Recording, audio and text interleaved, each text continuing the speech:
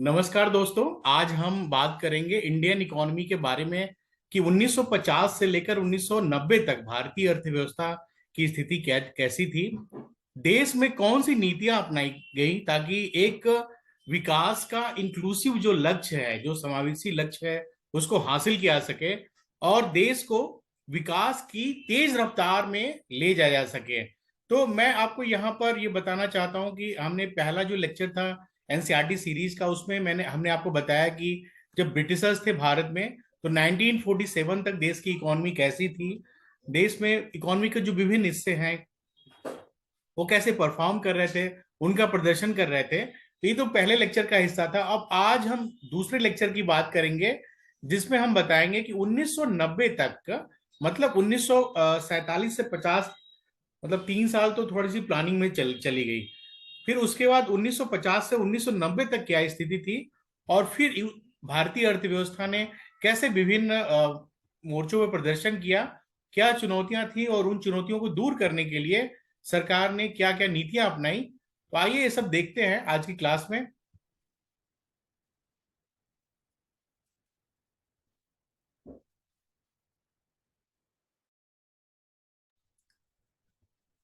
पहले देखते हैं प्लान क्या होता है, योजना क्या होता है।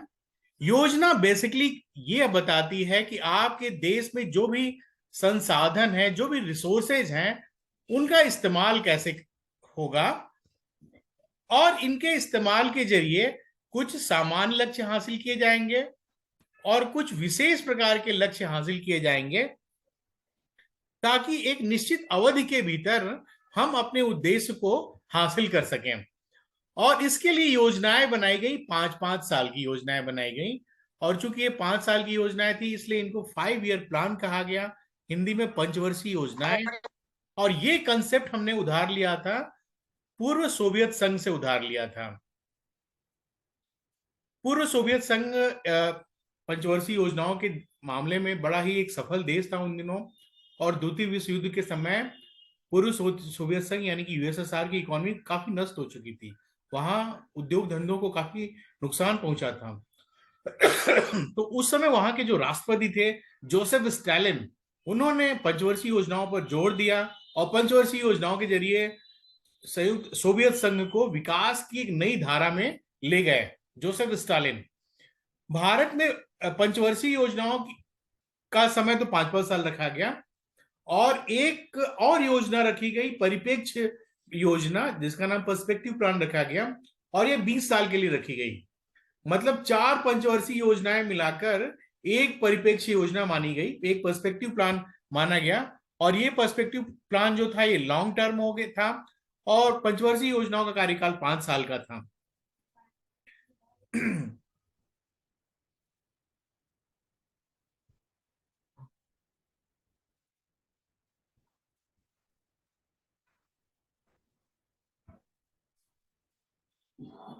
यह हमने बताया कि 5 ईयर प्लान और पर्सपेक्टिव प्लान में क्या बेसिक डिफरेंस है। अगर आप डिफरेंस की बात करें तो दोनों लॉन्ग टर्म योजनाएं थी और पंचवर्षीय योजनाओं ने पर्सपेक्टिव प्लान्स को एक आधार प्रदान किया। और इस आधार के जरिए हमने अपने जो निर्धारित लक्ष्य थे उनका विश्लेषण किया कि हमने लक्ष्यों में से क्या हासिल किया है और क्या नहीं हासिल किया है।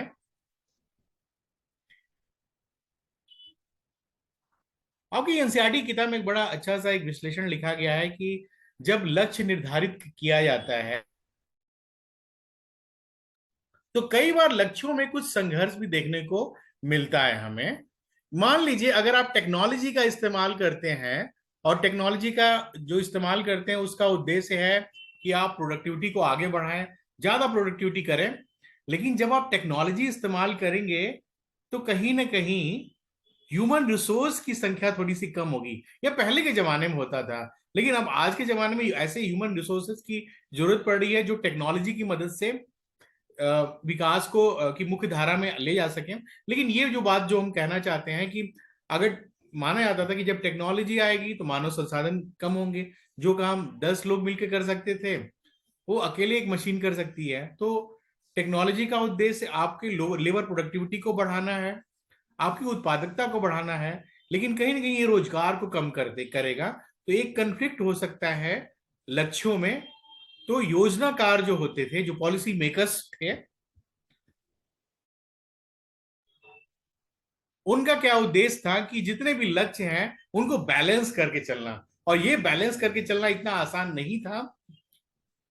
और एक और चीज आपकी एनसीईआरटी की किताब में बड़ी अच्छी बात लिखी है, जो मैंने यहाँ स्क्रीन पर भी लिखा हुआ है, इसको पढ़िए। भारत की पंचवर्षीय योजनाओं में यह नहीं बताया गया था कि प्रत्येक वस्तु और सेवा का कितना उत्पादन किया जाना है। यह न तो संभव है और न ही आवश्यक। यूएसएसआर से हमने काफी कुछ सीखा, उनकी अच्छाइयों को सीखा और उनकी असफलताओं से भी सीखा। तो पूरे सोवियत संघ में जब पंचवर्षीय योजनाएं बनाई गई, तो उसमें लक्ष्य निर्धारित करने के साथ साथ उत्पादों की मात्रा भी निर्धारित की गई कि हम इतना उत्पादन करेंगे। तो आप जीडीपी को तो प्रेडिक्ट कर सकते हैं, लेकिन उत्पादन की मात्रा को प्रेडिक्ट नहीं कर सकते हैं। उत्पादन की मात्रा जो होगी, ये तो बाजार क्षेत्र पर छोड़ा जा सकता है, और बाजार के जरिए ही हम बिजली उत्पादन, सिंचाई, ये हम इनकी व्यवस्था कर सकते हैं। लेकिन जो उत्पादन होगा, हम इसको मार्केट फोर्सेस पर छोड़ सकते हैं। तो एक अच्छी बात थी। देखिए, भारत की जो योजनाएं थी, पंचवर्षीय योजना थी, उनके आर्किटेक्ट कौन थे, उनके निर्माता किसको माना जाता है? पीसी महालनोबिस को माना जाता है। तो इनके बारे में थोड़ा सा पढ़ते हैं कि पीसी महालनोबिस महाशय कौन थे। भारत के प्रसिद्ध वैज्ञानिक थे और सांख्यिकीविद थे। जो दूसरी पंचवर्षीय योजना थी, उसके आर्किटेक्ट थे। उस पूरी जो दूसरी पंचवर्षीय योजना थी, उसका पूरा खाका इन्होंने ही तैयार किया था।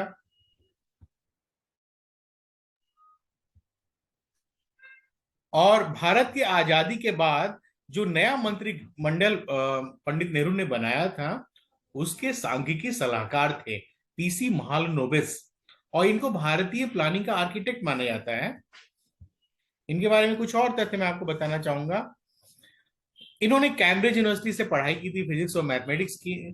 और इसके बाद इन्होंने बायोमेट्रिका नाम की किताब पढ़ी, और इस किताब ने उनको मोटिवेट किया स्टैटिस्टिक्स की तरफ।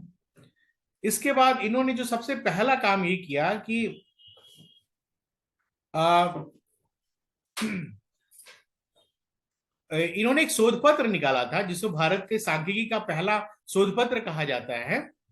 उन्होंने ये जो शोध पत्र है, कोलकाता के एंग्लो इंडियंस के बारे में जो आंकड़े थे उसको एकत्र किया, उनको एनालाइज किया, और उस एनालिसिस के बाद जो परिणाम थे वो सामने वो लेके आए।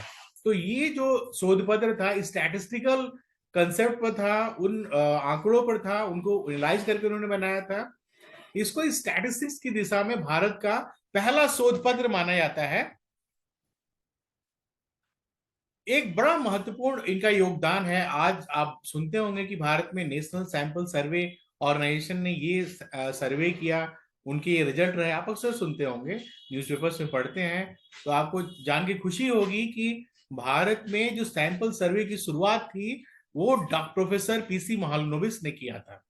और इनको सैंपल सर्वे का फादर भी माना जाता है भारत में। आज उन्हीं सैंपल सर्वे के कंसेप्ट से भारत में जो जितनी बड़ी बड़ी योजनाएं बनाई जा रही हैं, उनके लक्ष्य निर्धारित किए जा रहे हैं, उसका आधार वही प्रोफेसर महालनोबिस का जो शुरुआत था, जो इनिशिएटिव था, उसी की वजह से है। इन्होंने एक और स्टैटिस्टिक्स में कंसेप्ट दिया था, महालनोबिस दूरी। और ये क्या है? एक स्टैटिस्टिकल मेजरमेंट है महालनोबिस दूरी। तो ये बड़ा प्रसिद्ध स्टैटिस्टिकल कंसेप्ट है, जिसकी वजह से ये काफी फेमस है आज भी। और एक और इनका योगदान था, इन्होंने भारतीय सांख्यिकी संस्थान की स्थापना की है। तो इसको भी आप याद रखिएगा। इस वजह से भारत सरकार, जो उनका जो जन्मदिन है 29 जून को मनाया जाता है, तो 29 जून को हम सांख्यिकी दिवस के रूप में मनाते हैं। 29 जून को हम कौन से दिवस के रूप में मनाते हैं? सांख्यिकी दिवस के रूप में हर साल मनाते हैं। ये कुछ फैक्ट थे जो मुझे आपको बताना था। आइए, अब हम आते हैं अपने मेन मुद्दे की तरफ। हम योजनाओं के बारे में बात कर रहे थे कि भारत में योजनाएं कैसे बनाई गई, उनकी शुरुआत कैसे हुई।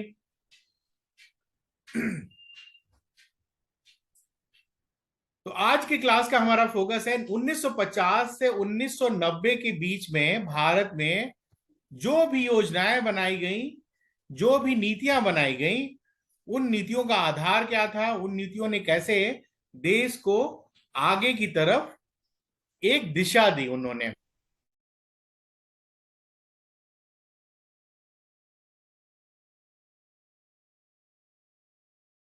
तो इसका बैकग्राउंड आपकी एनसीईआरटी किताब में बड़ा अच्छा लिखा गया है कि बहुत अच्छा वो लाइन है, वो मैंने यहाँ स्क्रीन पर लिखा हुआ है, उसको एडिटेज हमने उतारा है कि जब देश आजाद हुआ था 15 अगस्त 1947 को, तो ये आजादी की एक नई सुबह थी। अंग्रेजों के 200 साल शासन के बाद हमने आजादी की सुबह में सांस लिया था, पहला सांस लिया था, और हम बने थे, अपने भाग्य विधाता खुद थे। 200 साल अंग्रेजों के शोषण को हमने सहा था, हर क्षेत्र में सहा था। तो उसके बाद अब हमारे हाथों में था अपने देश का निर्माण। तो जो भी उस समय लीडर्स थे, जो नेता थे, वो चाहते थे कि हमारे देश को एक ऐसी आर्थिक प्रणाली हम तय करें जिसके जरिए हम सबका कल्याण करें, सबका, समाज का कोई भी तबका न छूटे। और उस समय भारत के प्रथम प्रधानमंत्री थे पंडित जवाहरलाल नेहरू।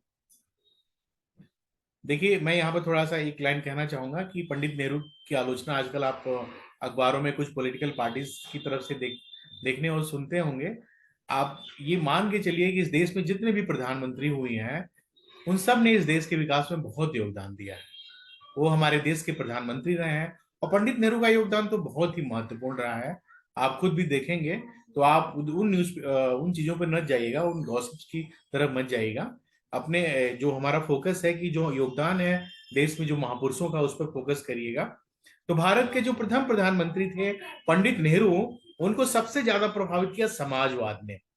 और हमारा साथी था यूएसएसआर, जो कि समाजवाद का प्रणेता था।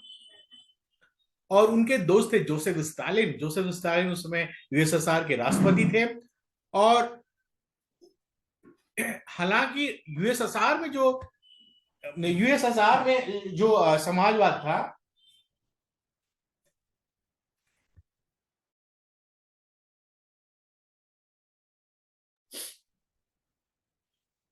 यूएसएसआर का जो समाजवाद था वो बहुत एक्सट्रीम था। हम उतने एक्सट्रीम पे जाकर, उतने चरम पे जाकर समाजवाद को नहीं अपनाने के पक्ष में थे।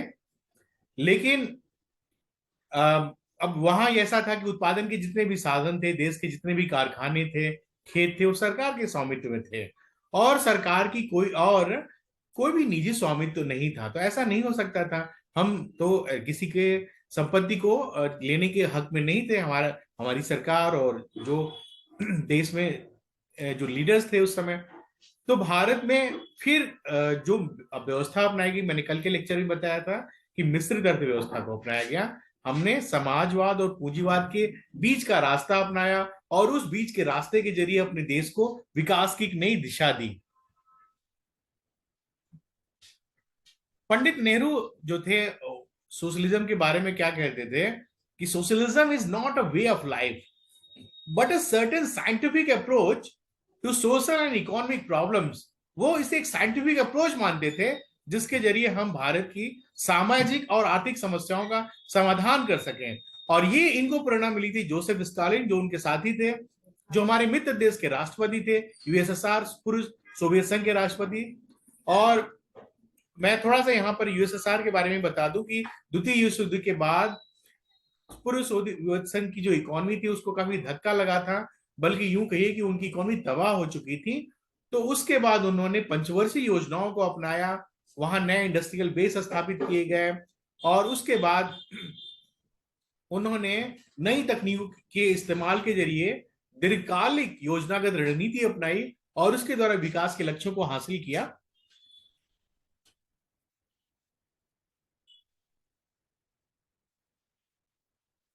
पंडित नेहरू का जो विचार था, वो चाहते थे कि भारत में सार्वजनिक संपत्ति और निजी संपत्ति, वो दोनों मिलके काम करें, पब्लिक सेक्टर और प्राइवेट सेक्टर दोनों मिलके काम करें, और दोनों एक साथ कदम से कदम मिलाकर देश में औद्योगिक विकास की बुनियाद रखें।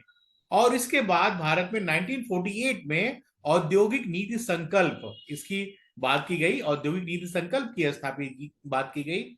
और इसी को आधार बनाकर 1950 में योजना आयोग का गठन किया गया, प्लानिंग कमीशन का गठन किया। 1950 में योजना आयोग प्लानिंग कमीशन का गठन किया गया और जिसके अध्यक्ष प्रधानमंत्री होते थे। जितनी भी योजनाएं बनाई गई सब में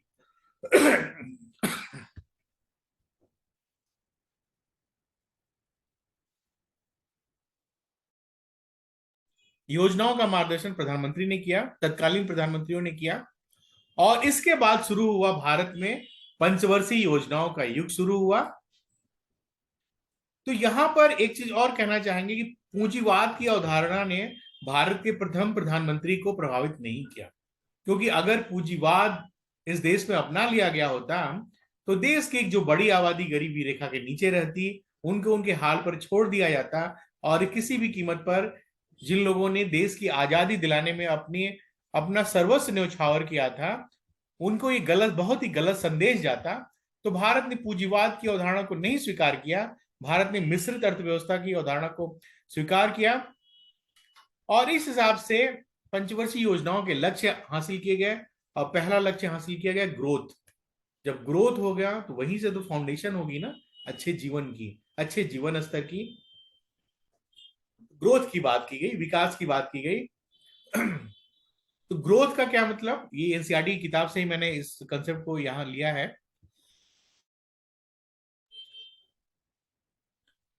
ग्रोथ का मतलब, मान लीजिए अगर शुरुआत में कम फैक्ट्रियां थी तो विकास के बाद अब आपके पास ज्यादा फैक्ट्रियां होंगी। शुरुआत में आपके पास कम बैंक थे, दो ही बैंक, मतलब उदाहरण के तौर पे यहाँ पे है, तो उसके बाद हमारे पास ज्यादा बैंक होंगे।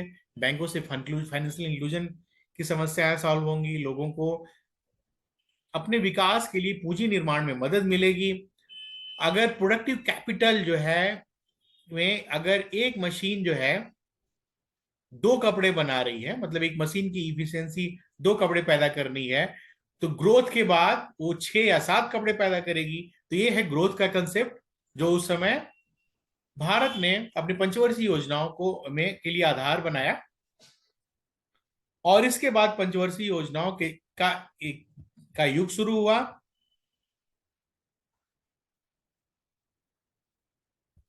इसका जो कुछ बेसिक्स के बारे में बात करते हैं।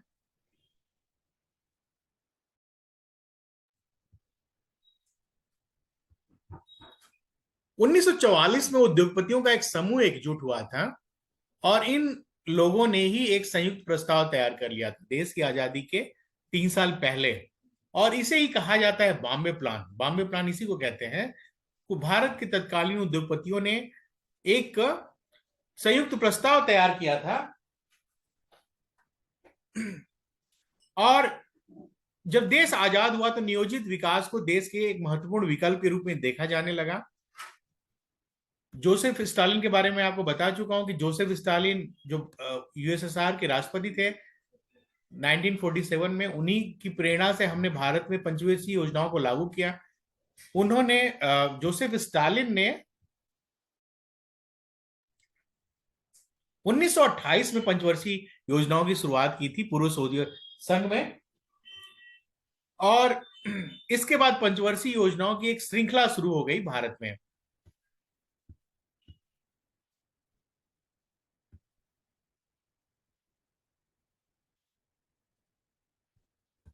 तो पंचवर्षीय योजनाओं की अवधारणा क्या है, ये वन बाय वन देखिए। इसमें छोटे छोटे शार्ट नोट लिखने को तो अब नहीं आएंगे। अब आपकी परीक्षा में पंचवर्षीय योजनाओं पर क्या कंसेप्ट आएंगे, क्वेश्चन आएंगे। जो आप देख रहे हैं ना कि आर्थिक विकास के फाउंडेशन से लेकर जो क्वेश्चन आ रहे हैं, अभी इसी साल का मेंस का पेपर देखिए। तो ये जो चैप्टर है एनसीईआरटी का चैप्टर 2, या ये कक्षा 11 की अर्थशास्त्र की जो भी पूरी किताब जो है, ये किताब आपको पूरा पढ़ना है, पहले पेज से आखिरी पेज तक पढ़ना है। उसके पीछे की कहानी को समझना है, कंसेप्ट को समझना है और क्या आपको सीखना है कि कैसे उस कंसेप्ट को अप्लाई किया जाए। आपको एप्लीकेशन सीखना है। अगर आप एप्लीकेशन सीख गए तो यही है आपकी अचीवमेंट और यही आपके कॉपी के विजन को दिखाएगी कि जो स्टूडेंट है उसके अंदर विजन है इकोनॉमिक्स के उन कंसेप्ट को लेकर। तो ये अवधारणा क्या है, मैं इसलिए आपको बताना चाह रहा हूं कि ये अवधारणा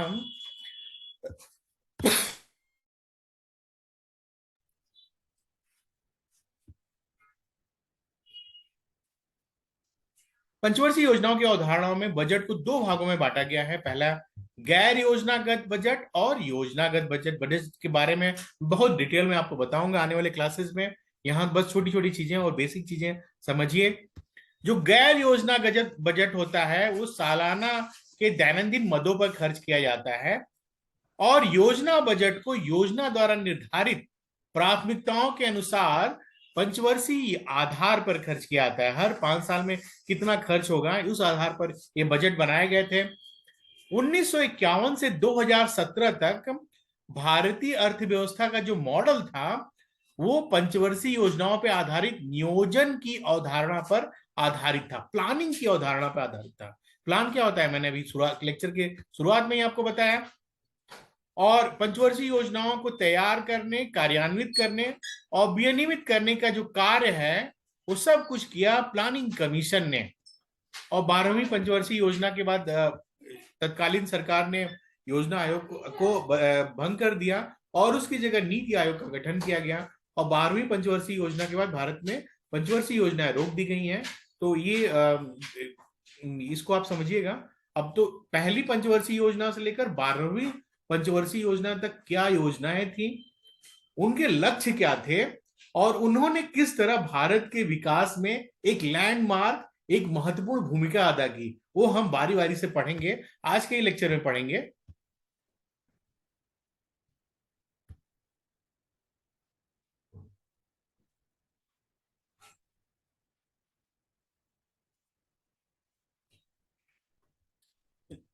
योजना आयोग के बाद जो नीति आयोग आया है उसने पंचवर्षीय योजना की जगह पर तीन चीजें वो लाए हैं।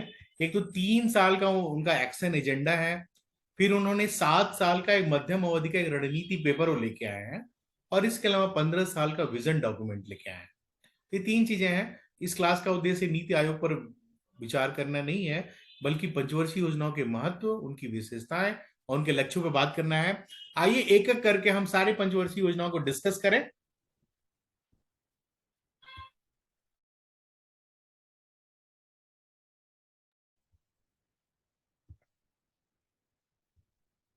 जो पहली पंचवर्षीय योजना थी वो देखिए, इसके फैक्ट को मैं अंडरलाइन भी करता जाऊंगा ताकि आप, पहला जो पंचवर्षीय योजना थी कब से कब तक थी, 1951 से 1956, इसकी अवधि याद रखिएगा। बहुत ही छोटी छोटे क्वेश्चन बन सकते हैं। इसका फोकस था भारत में आर्थिक विकास पर जोर।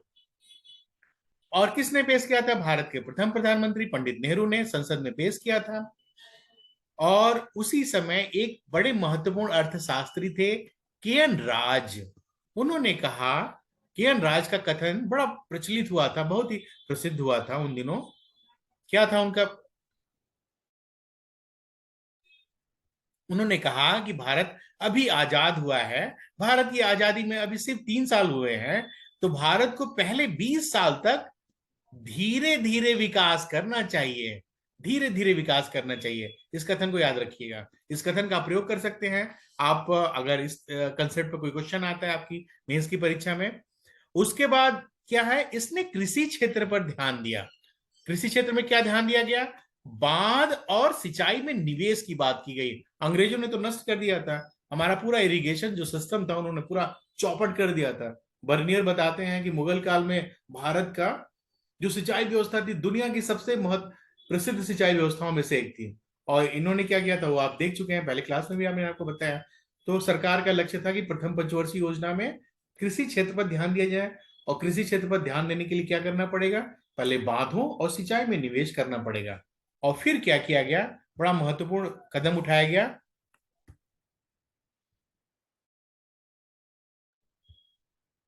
भाखड़ा नांगल बांध के लिए भारी आवंटन किया गया। भारत का सबसे बड़ा बांध था उस समय। इस बांध बनाने के लिए बहुत बड़ा पैसा खर्च किया गया।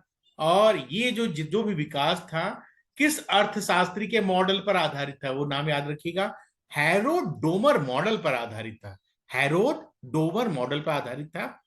और ये जो मॉडल था, जैसे कि केनराज ने भी कहा कि धीरे धीरे विकास पर जोर देना चाहिए, तो धीरे धीरे का क्या मतलब, इस मॉडल ने जैसे कहा बचत बढ़ाने पर अधिक जोर देकर, मतलब आप खर्च तो करिए लेकिन खर्च के साथ साथ ऐसा नहीं कि उठा के सारा पैसा खर्च ही कर दीजिए, धीरे धीरे विकास करिए। शुरू के 20 साल तक आपको ऐसे ही विकास करना पड़ेगा, धीरे धीरे एक एक कदम कछुए की तरह विकास करना पड़ेगा। ठीक वैसे ही जैसे यूपीएससी की तैयारी में होता है, हर दिन थोड़ी थोड़ी पढ़ाई करेंगे तो एक दिन आपके पास इतनी नॉलेज, इतनी तैयारी, इतना कंसंट्रेशन हो जाएगा तो आपको सीधे लक्ष्य की तरफ ही आपको ले जाएगा। तो वही काम हमने यहाँ पे भी किया। हैरो डोमर मॉडल पर आधारित अपने इस योजना में हम आगे बढ़े और बचत बढ़ाने पर जोर दिया गया। और 1956 के आखिरी तक भारत में 5 IITs, Indian institute of technology, स्थापित किए गए। तो ये तो मुख्य फैक्ट है। और एक जो सबसे इंपॉर्टेंट फैक्ट जो आपको याद रखना है, इस योजना में 2.1% की वृद्धि दर लक्ष्य की गई थी, जीडीपी ग्रोथ रेट। और हमें कितना मिला? 3.6%। जितना हमने लक्ष्य किया था उसका 1.5 गुना ज्यादा हमें हासिल हुआ, हमें विकास दर हासिल हुआ। तो ये तो महत्वपूर्ण कुछ पॉइंट्स थे आपके प्रथम पंचवर्षीय योजना को लेकर। आइए हम द्वितीय पंचवर्षीय योजना के बारे में बात करें।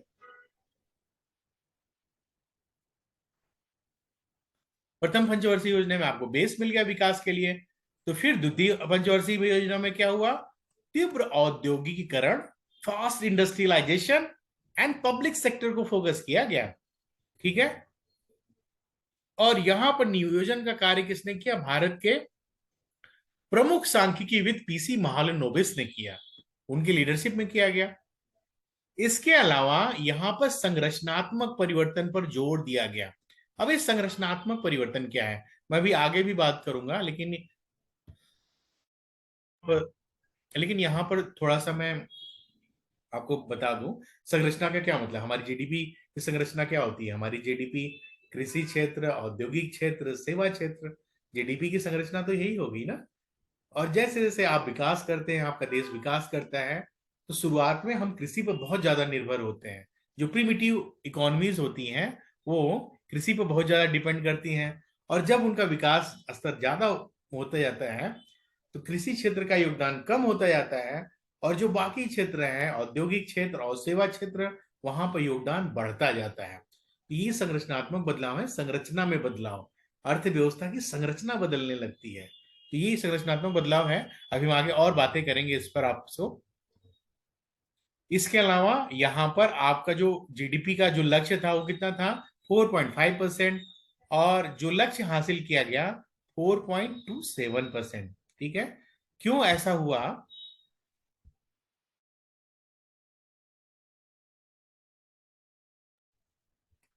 देखिए, पहले तो अंग्रेजों ने इस देश में बहुत ज्यादा पिछड़ापन, बहुत ज्यादा गरीबी, बहुत अव्यवस्था छोड़ के यहाँ से गए थे। तो जाहिर सी बात है प्रथम पंचवर्षीय योजना में जो लीडर्स थे उनके इंटेंशन अच्छे थे, एटलीस्ट उनकी उनकी उनकी उनकी मंशा अच्छी थी। उनकी मंशा अच्छी थी कि देश को आगे की तरफ ले जाया जाए।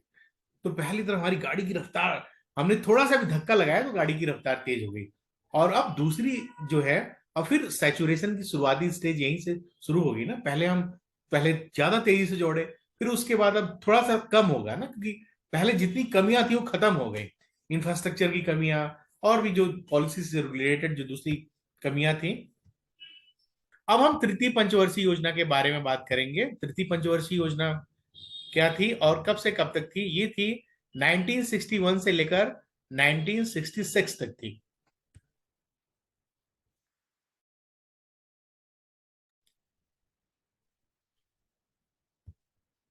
यहां पर कृषि और मैं थोड़ा सा अंडरलाइन भी कर दूं ताकि एटलीस्ट आप इग्नोर ना करें इन फैक्ट्स को।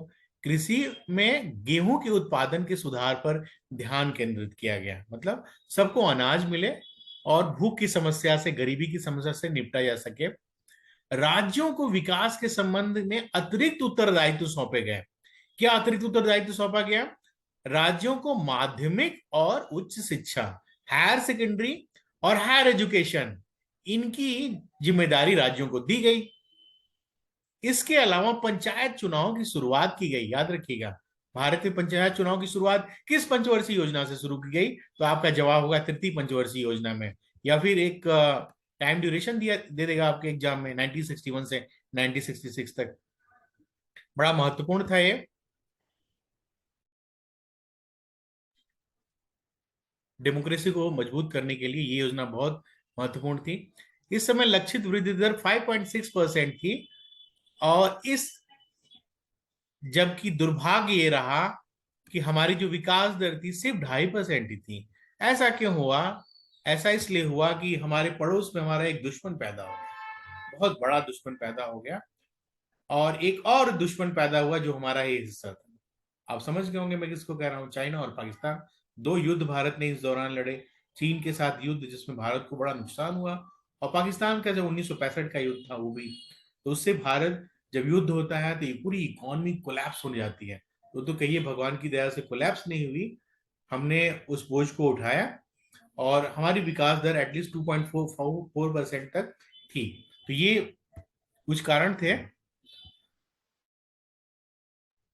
तृतीय पंचवर्षीय योजना में कम विकास दर का।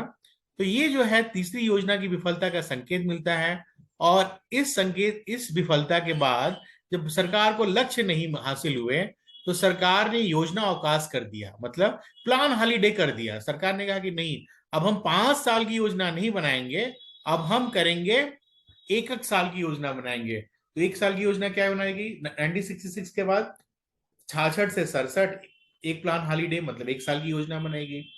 67 से 68 एक योजना बनाई गई एक साल की, और 68 से 69 एक साल की योजना बनाई गई। 3 अलग अलग योजनाएं बनाई गई एक एक साल की। तो इस समय को कहते हैं, प्लान हॉलीडे कहते हैं, योजना अवकाश कहते हैं, क्योंकि भारत चीन युद्ध और भारत पाकिस्तान युद्ध की वजह से भारत की अर्थव्यवस्था फिर से प्रभावित हुई। हम फिर से दबाव में आ गए, और जो हमारी विकास की रफ्तार प्रथम और द्वितीय पंचवर्षीय योजना में हमने पकड़ा था, वो रफ्तार धीमी हो गई।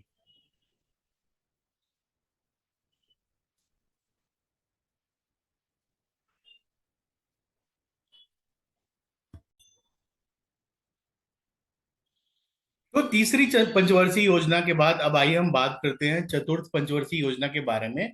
इसकी खास बातें क्या थी इस योजना की? जो चतुर्थ पंचवर्षीय योजना था, ये उस समय की प्रधानमंत्री श्रीमती इंदिरा गांधी थी, और इसका उद्देश्य था उनका कि जो पिछली योजनाओं की विफलता है उसमें सुधार किया जाए। और इसका आधार बनाया गया गाडगिल फार्मूला को आधार बनाया गया। गाडगिल फार्मूला के जरिए इस पंचवर्षीय योजना में स्थिरता के साथ विकास और आत्मनिर्भरता की दिशा में प्रगति पर जोर दिया गया। तो गाडगिल फार्मूला क्या था, आइए उसके बारे में पहले थोड़ा सा बात कर लेते हैं।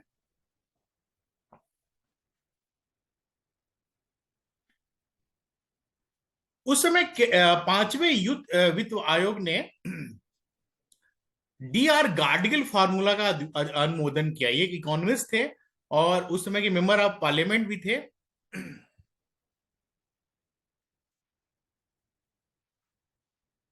तीसरी पंचवर्षीय योजना यानी कि 1961 से 66 तक, और फिर 1966 से 1969 तक केंद्र के पास राज्यों को पैसा देने का कोई निश्चित फॉर्मूला ही नहीं था।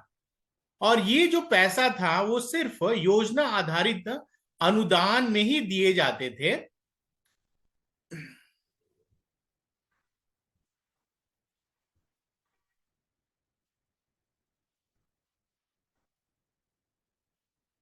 1969 में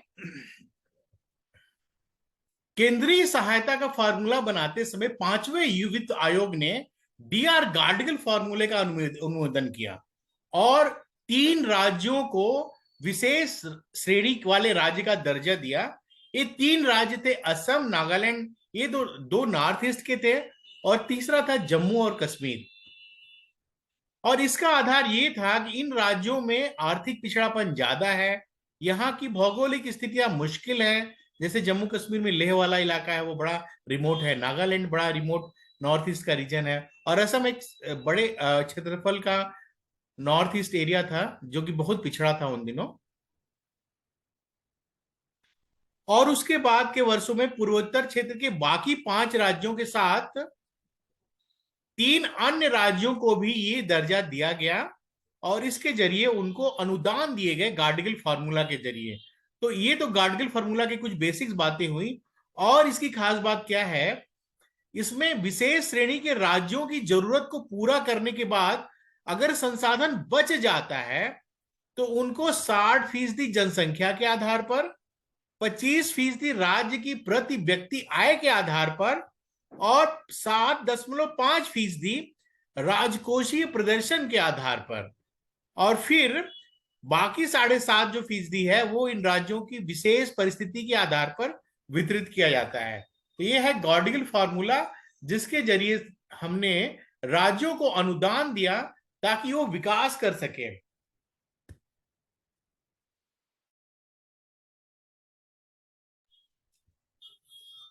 तो गॉडगिल फॉर्मूला के अलावा सरकार ने उस समय 14 प्रमुख भारतीय बैंकों का राष्ट्रीयकरण कर दिया। तो राष्ट्रीयकरण करने का क्या फायदा मिला, ये सब मैं बैंकिंग सेक्शन में और बहुत डिटेल में बताऊंगा। सबसे बड़ी चीज की बैंकों को मुख्य धारा में लाया गया और फिर उनके लिए ज्यादा संभावनाएं बन गई कि वो देश के बड़े जनसंख्या को, बड़ी आबादी को विकास की मुख्य धारा में जोड़ सके। अभी इतना समझिए। और इसके अलावा हरित क्रांति लाई गई। हरित क्रांति के जरिए कृषि को बढ़ावा दिया गया। सूखा संभावित क्षेत्र कार्यक्रम शुरू किए गए। ड्रॉट प्रोन एरिया प्रोग्राम शुरू किया गया। ठीक है। तो ये जो इतना सारा जो कवायद की गई, उसका फायदा ये हुआ कि हमने 5.5% से थोड़ा ज्यादा जीडीपी ग्रोथ का लक्ष्य रखा था और हमें लगभग 3.6% का लक्ष्य हासिल हुआ। तो तृतीय पंचवर्षीय योजना में हमारा काफी नुकसान हो गया था, तो उस नुकसान की कुछ हद तक भरपाई इस योजना में हमें हुई।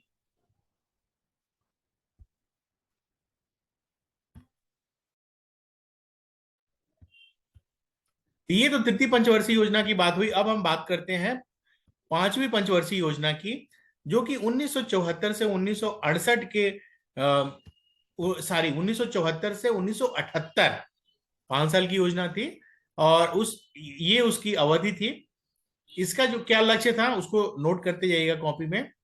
इसमें रोजगार बढ़ाने और गरीबी उन्मूलन की बात की गई और सरकार ने उस समय, मिसेस गांधी ने उसमें गरीबी हटाओ का नारा दिया।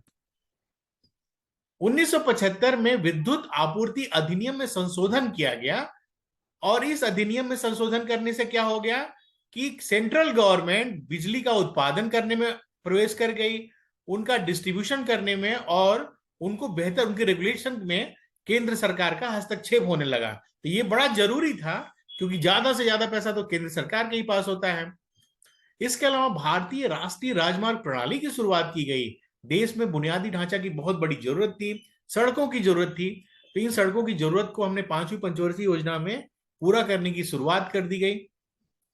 और इसके अलावा हमने पहले साल में, मतलब 1974 में, इस योजना के न्यूनतम आवश्यकता कार्यक्रम की शुरुआत की गई जिसका जरूरत था कि बुनियादी जो जरूरतें हैं लोगों की वो पूरी की जाए।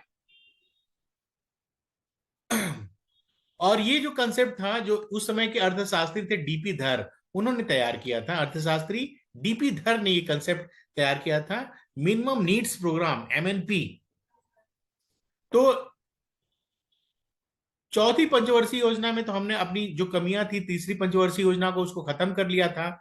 तो इसी का ये फायदा ये हुआ कि हमारे जो ग्रोथ रेट का टारगेट था लगभग 4.4% रखा गया था और हमारा विकास दर इससे भी ज्यादा 4.8% हासिल हुआ। तो ये बड़ी अच्छी बात थी हमारे लिए। लेकिन फिर 1978 में सरकार पलट गई, कांग्रेस की हार हुई चुनाव में और जो नए प्रधानमंत्री बने मोरारजी देसाई, उन्होंने कहा कि इन पंचवर्षीय योजनाओं की जरूरत हमें फिलहाल महसूस नहीं होती है। इसलिए उन्होंने 1978 में इस योजना, पंचवर्षीय योजनाओं के कंसेप्ट को खारिज कर दिया। तो यहां पर मैं आपसे क्या कहना चाहता हूं कि जब लोकतंत्र में राजनीतिक अस्थिरता का दौर होता है या किसी भी तरह की अस्थिरता होती है, ये आपकी इकोनॉमी को प्रभावित करती है। आपने तृतीय पंचवर्षीय योजना में देखा कि युद्ध की स्थिति आ गई थी। युद्ध की स्थिति आई तो उसने आपके विकास दर को कितना बुरी तरह प्रभावित किया। फिर 1978 में नई गवर्नमेंट बनी और ये बहुमत की सरकार भी नहीं थी, अस्थिरता का दौर था। तो जो नई सरकार बनी वो खुद अस्थिर थी, तो उसके पास जो विजन था विकास के बजाय खुद के सर्वाइवल को ज्यादा महत्व उन लोगों ने दिया। तो जनता पार्टी की सरकार बनी थी, उन्होंने पांचवी पंचवर्षीय योजना को खारिज कर दिया और कहा कि एक नई छठी पंचवर्षीय योजना पेश की। और तो उस समय 1978 से 1980 तक, उस समय लगभग 2.5 साल में इन्होंने एक नया जो प्लान चलाया उसको रोलिंग प्लान कहते हैं। उसको पंचवर्षीय योजना नाम नहीं देते हैं। रोलिंग प्लान का मतलब, यहाँ रोलिंग का मतलब हो गया कि इसके योजना के प्रभावशीलता का मूल्यांकन हम हर साल करेंगे और इस मूल्यांकन के आधार पर योजना हर दूसरे साल बनाई जाएगी और उसी आधार पर आवंटन और लक्ष्य दोनों को अपडेट किया जाएगा। तो ये अस्थिरता का जो दौर था ये 3 साल तक रहा, फिर वो अस्थिरता का दौर फिर खत्म हो गया। तो फिर नई कांग्रेस की सरकार आ गई तो उन्होंने फिर पंचवर्षीय योजनाओं पर जोर दिया। तो हमारे सामने अब आ गई छठी पंचवर्षीय योजना। आइए बात करते हैं छठी पंचवर्षीय योजना के बारे में। छठी पंचवर्षीय योजना 1980 से 1985 तक रही और इसने मूल्य नियंत्रणों को समाप्त करके आर्थिक उदारीकरण की शुरुआत को रेखांकित किया। अब यहां आपको बताना चाहूंगा कि आर्थिक उदारीकरण क्या है, थोड़ा सा मैं आपको बताऊंगा। जब सरकारी चीजें होती हैं, सरकार बहुत सारी सेवाएं देने लगती है, कहीं ना कहीं समाजवाद का वो चेहरा होता है, तो लोग क्या होते हैं, लोग संतुष्ट होने लगते हैं, कंप्लेसेंट होने लगते हैं, आराम तलब होने लगते हैं। लोगों में वर्क कल्चर धीमा होने लगता है, लोग अपने कर्तव्य से विमुख होने लगते हैं। जो काम एक दिन में हो सकता है लोग उसको टालते हैं, मैं अधिकारियों की बात कर रहा हूँ। तो फिर सरकार ने कहा कि फिर ये जो है माहौल को जरा प्रतिस्पर्धी बनाया जाए, लोगों में थोड़ा डर हो कि नौकरी जा सकती है। दूसरे अर्थों में नीतियों को उदार बनाया जाए, हर जगह सरकारी हस्तक्षेप न किया जाए, हर जगह सरकार अपना रोल न निभाए, निजी क्षेत्रों का प्रवेश किया जाए। तो नीतियों का उदार होना ही उदारीकरण कहलाता है।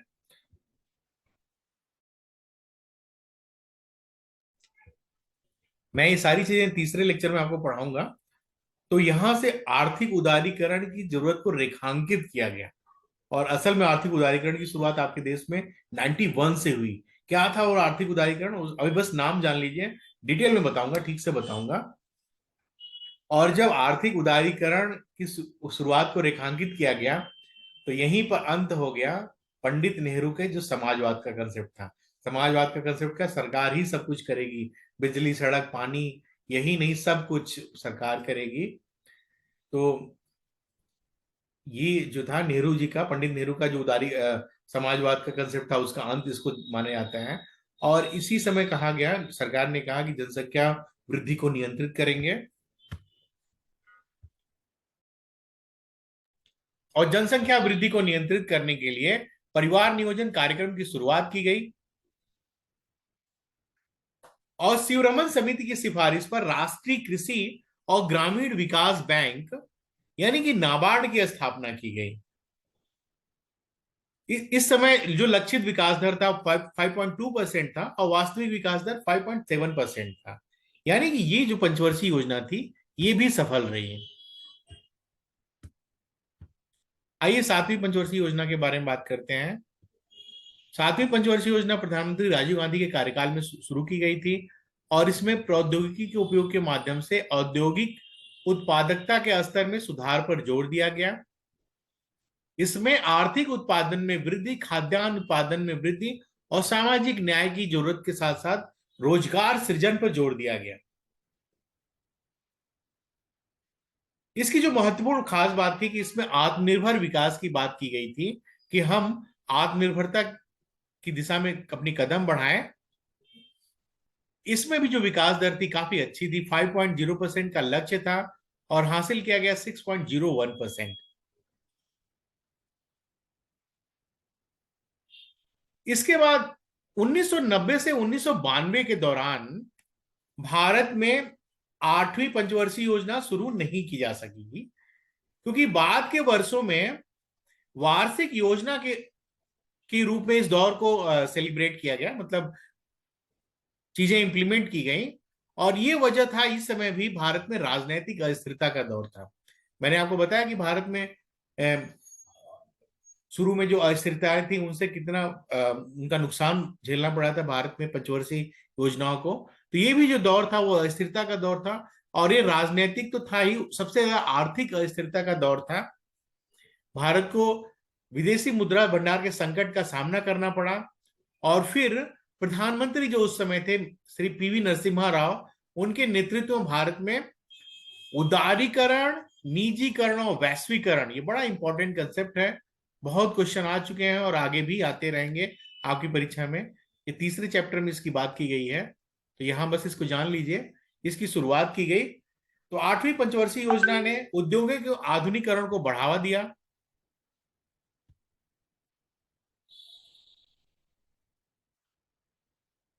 भारत 1995 में विश्व व्यापार संगठन का सदस्य बना, और यहां पर भारत में जो लक्ष्य हासिल था 5.6% का लक्ष्य रखा गया था, और इसमें भी विकास दर बहुत ज्यादा था। 6.8% का लक्ष्य विकास दर हासिल हुआ। उसका एक सबसे बड़ा कारण था भारत ने उदारीकरण और निजीकरण को अपनाया था। ये सब मैं आपको बताऊंगा डिटेल में अगले चैप्टर में।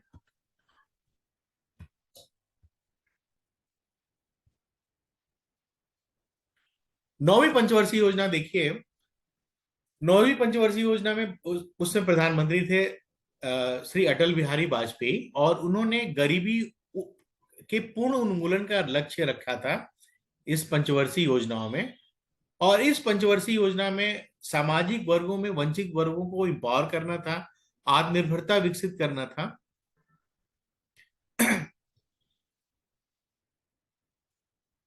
इस समय जो लक्षित विकास दर था 7.1% था, जबकि हमने हासिल किया 6.8%। 10वीं पंचवर्षीय योजना 2002 से 2007 तक थी। इसमें समावेशी और समान विकास को बढ़ावा देने का लक्ष्य हासिल किया गया, रखा गया था, और इसमें 8% जीडीपी का लक्ष्य रखा गया था, 8.1% का, और वास्तविक वृद्धि 7.6% थी। 10वीं पंचवर्षीय योजना की जो खास बात है उसको भी थोड़ा देख लीजिए।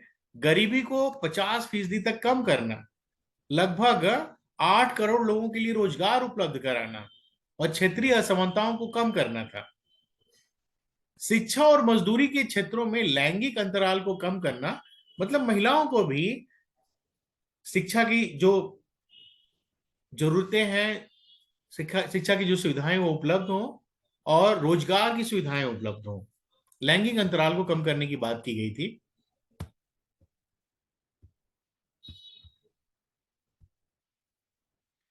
ग्यारहवीं जो पंचवर्षीय योजना थी वो 2007 से 2012 तक थी, और उस समय आईटी संस्थानों को बड़ा जोर दिया गया। इंफॉर्मेशन टेक्नोलॉजी आपने देखा होगा, ट्रिपल आईटी स्थापित किया गया, Indian institute of information technology स्थापित की गई उस समय। और इसकी रूपरेखा तैयार की थी सी रंगराजन ने। इसमें 2009 तक सभी को स्वच्छ पेयजल उपलब्ध कराने पर बल दिया गया था। लक्षित विकास दर 9% थी, और वास्तविक विकास दर लगभग 8% थी।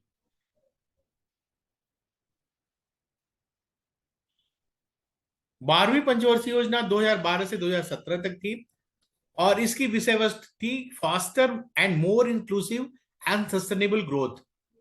और इसमें भी बुनियादी ढांचा परियोजनाओं को मजबूत करने की बात की गई थी। इसके अलावा हर साल 1 मिलियन हेक्टेयर तक हरित क्षेत्र को बढ़ाने और गैर कृषि क्षेत्र में नए अवसर सृजित करने के उद्देश्यों में इसके उद्देश्य रखे गए थे। इसमें जो ग्रोथ का टारगेट था वो 9% था, और राष्ट्रीय विकास परिषद ने इस 12वीं योजना के लिए 8% की ग्रोथ रेट को बताया कि भारत ने 8% का ग्रोथ रेट हासिल किया 12वीं योजना में। 12वीं योजना के बाद पंचवर्षीय योजनाओं को डिसकंटिन्यू कर दिया गया, और प्लानिंग कमीशन को हटाकर 2014 में इसको हटा दिया गया, मतलब बंद कर दिया गया, और उनकी जगह लाया गया नीति आयोग को लाया गया। तो क्या ये पंचवर्षीय योजना भारत में कारगर रही? जी हाँ, अगर आप इस ग्राफ को देखें, इस फ्लो चार्ट को देखें, तो आप देखेंगे कि पंचवर्षीय योजना काफी हद तक अपने लक्ष्यों को हासिल करने में सफल रही। सब ज्यादातर पंचवर्षीय योजनाएं अपने लक्ष्य के काफी करीब रही, या कुछ ज्यादा भी रही। अगर आप जीडीपी ग्रोथ रेट की बात करें तो इस आंकड़े से, इस डेटा से स्पष्ट हो जाता है।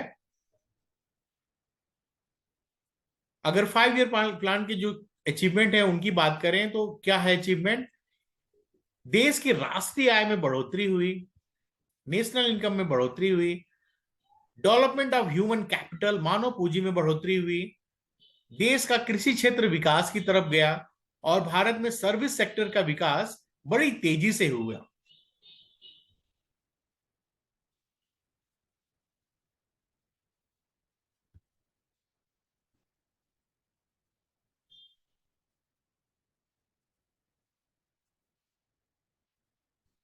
अभी हमने इस लेक्चर के शुरुआत में आपसे बात किया था मैंने कि स्ट्रक्चरल कंपोजिशन किसी इकोनॉमी का क्या होता है।